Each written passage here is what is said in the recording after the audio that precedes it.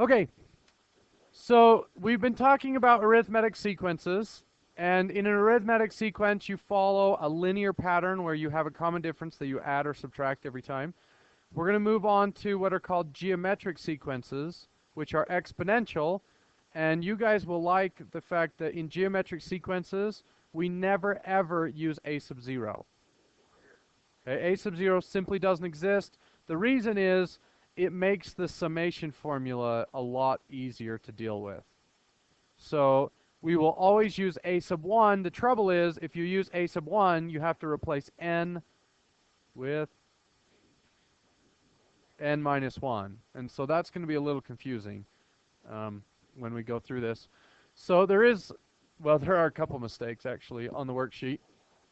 So I took the old worksheet that said common difference, and I didn't want to go through and change them all to say ratios, so I did a replace. I did a find and replace difference with ratio. Well, one of these problems says, what are the similarities and differences? And that turned into, what are the similarities and ratios? My bad. Among others. But if you look at letter D, that second fraction is supposed to be 3/20, not 2/20. So that's supposed to be a 3. Okay, I'm just going to kind of go through and talk a little bit about each of these, and then when we get near the bottom, your job today is to finish the front page. But you shouldn't have any problems. It's the same basic idea as arithmetic. We just use exponential formulas instead of linear formulas. Okay, so in the first one, find the common ratio, the next three terms, the previous term, and then the previous three terms in the following sequence. How do we find a common ratio? You divide. So 3 divide 1 is 3. 9 divide 3 is 3. So in this case, instead of using D, we say R equals 3. Now for B, if you have a sequence that goes down, that decreases, you do not divide. We always multiply. So what would the common ratio be for B? 1/2 or 0.5. Okay. So another thing that's important to notice, if you have a geometric sequence that's going down, eventually you're going to hit decimals no matter what. Well, if you have a common ratio that uses decimals, eventually you're going to have nothing but lots and lots of decimals. So when I work with C, if I want to find the common ratio, 3.51 divided by 2.7, I get 1.3. Well, I should get the same ratio if I do the next one. 4.563 divided by 3.51. But if you were to follow this sequence out, you would get more and more decimals every time, and eventually you're going to have to round. So let's say that I had been a little lazy and I didn't put that 3 there, and I get 4.56 divided by 3.51. Do you see how that's really, really close to 1.3? If you see something like that, chances are it meant 1.3. So if the answer if one of the values has been rounded, then your R value will be off slightly. It could be slightly too big or slightly too small, depending on which direction you're going. Okay? So when we get to this problem, what does the recursive formula look like? What's the recursive piece in a geometric? A sub n equals a sub n minus 1 times R. Okay? So in the next problem, this and this have the same recursive formula. What is the recursive formula for both of them? A sub n equals a sub n minus 1 times 3. And see that? Similarities and ratios. That was an oversight. Okay, so how do I distinguish between this formula and this formula? A sub 1. That's how you distinguish them. If you have two sequences that both have a common R of 3, hey, that's what I usually do.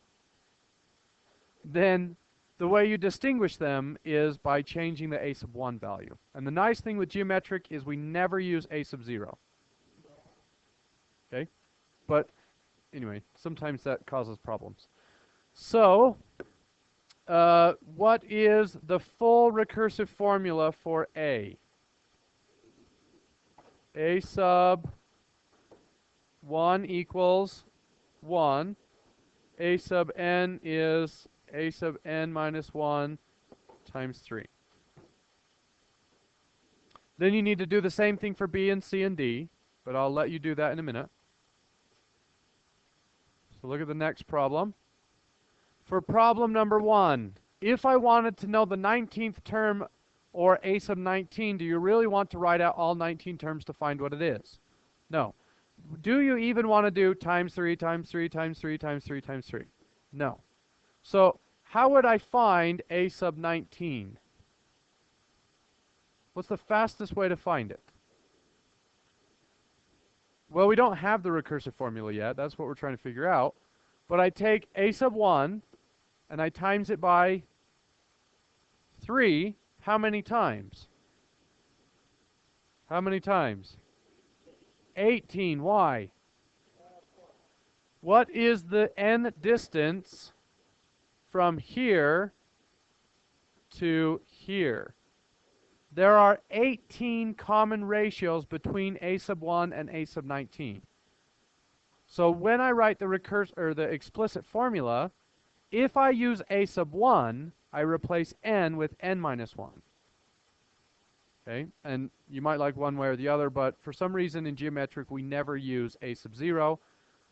So if I raise this to the 18th, then the 18th term to the 18th is going to be that. Yeah. Now, with geometric sequences, the numbers get big really fast, or the numbers get small really fast. So let's say I had 5 and let's do it this way. 5 and I was timesing it by, let's say, 13. Okay, you'll notice that these numbers get big pretty fast. And eventually, I get something like this. What does that mean? It means the number's so big it doesn't fit on the screen. And this is called scientific notation, so that means 8.9 times 10 raised to the 12th. And that's how we'll write it. You only need one decimal place. No, don't write e to the 12th. The only place you ever see e to the 12th is on a calculator. On any test or any scientific anything, they always write 10 times 10. Moss lets you get by with it? Oh, that rascal. Okay. Grab your pitchforks and staves. We're going next door. Okay. All right. If you write E, I'll try not to cry too loud. Okay? So, just kind of a review of what this means. You move this decimal 12 places, and it's a really big number. Something really, really big. What if I go the other direction? What if I have 5, and then I divide it by 12?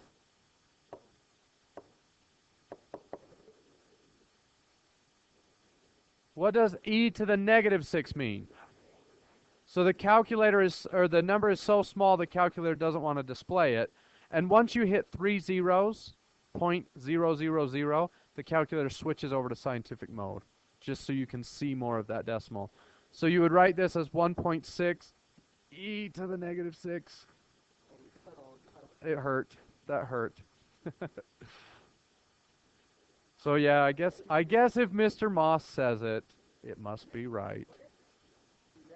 Times 10 to the exponent negative 6.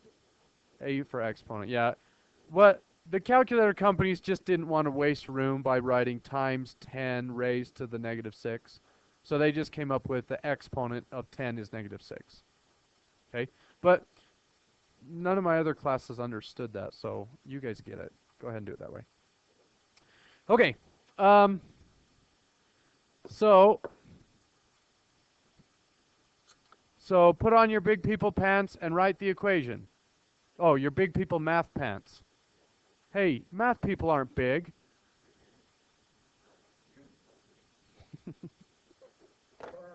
Okay. So for A sub n would be what in explicit form? 1 times 3 to the n minus 1. Right. X and Y's, they died to death. They're gone. No, they'll come back. Don't worry.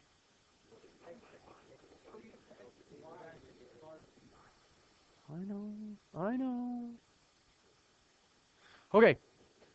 So, for this one, what would I plug in? No, 24. And that's one of the problems with using n minus 1. If you use a sub 1, you need to use n minus 1, and a lot of times you forget. So for this problem, what are you going to plug in? No, negative 6. Because you're taking that number and you're going 1 to the left. And one number left of negative 5 is negative 6. Okay? Now, how about that? How do I solve for n if I know what a sub n is? Right. You're going to need to use a table on your calculator because I haven't taught you how to solve for a variable in the exponent. Yes. Wait. Let's put it evil, malevolent dictator. Malevolent. Evil. But it's like super evil. Maleficent, malevolent. It comes from the same root, like the Latin root mal for bad. Yeah. yeah. Mal, same root. Okay. So, let's do this one because it's a little bit tricky. And I could teach you the other way, but you're not ready. You're not ready. Okay, so this is a little bit confusing. I'm going to go into y equals. I type my formula. Now, if you have one of the older calculators, and it looks like this, 1 times 3 caret x minus 1, that won't work. Right. So my calculator raises the exponent, and I don't need parentheses. But if your calculator doesn't do that, you need parentheses here. Otherwise, you'll never get a right answer. A caret. Yes. Because it's orange and slightly sweet and has lots of beta carotene. I don't know. Okay, so here's where it gets... You thought it was annoying before. Here's where it gets really annoying. I'm going to go second table. But guess what? There's not enough room in this y1 column to see it. So 14 says 1.59 e to the 6. But can I be sure that this matches that? No, you can't. So you need to plug it in. But don't forget, when you plug it in, and here's where the trick is, 1 times 3 raised to the, what was it? It was 14, so I plug in 13. Do they match? Yes. So the answer is 14 or 13. Which one is it? 14.